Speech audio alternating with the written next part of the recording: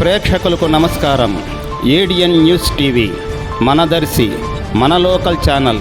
ADN news TV ప్రేక్షకులకు నమస్కారం. వార్తలు చదువుతుంది మీ ప్రసన్నారాం.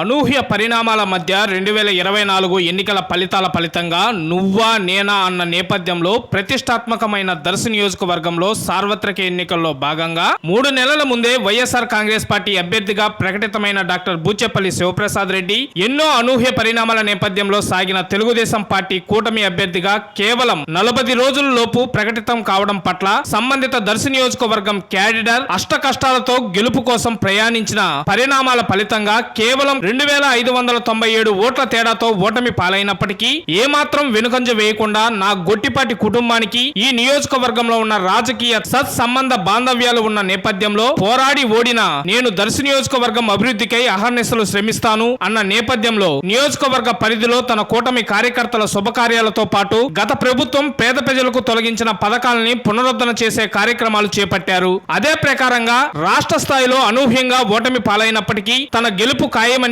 బరిలోకి దిగిన డాక్టర్ బూచేపల్లి శివప్రసాద్ రెడ్డి తన గెలుపుకు మరియు భవిష్యత్తుకు బాటలు వేస్తున్న తన ద్వితీయ శ్రేణి నాయకులు, కార్యకర్తలు, అభిమానులకు నేను సైతం ఉన్నాను అని ధైర్యాన్ని ఇవ్వడం కోసం తన కేడర్ ను ఉత్తేజం చేయడం కూడా దర్శి నియోజకవర్గంలో ప్రధాన చర్చనీయాంశం అయింది. ప్రధాన కారణం ఏమిటంటే ఘోర పరాజయం చెందిన వైఎస్ఆర్ కాంగ్రెస్ పార్టీ జరిగిన పరిణామాలలో రాష్ట్రంలో ఈ నియోజకవర్గంలో గెలిచి ఓడిన ఈ ఇద్దరు అభ్యర్థులు దర్శి నియోజకవర్గం అభివృద్ధి వైపు ఏ మేరకు న్యాయం చేస్తారో వేచి చూడాలని స్థానిక రాజకీయ విశ్లేషకులు అంచనాలు వేస్తున్నారు.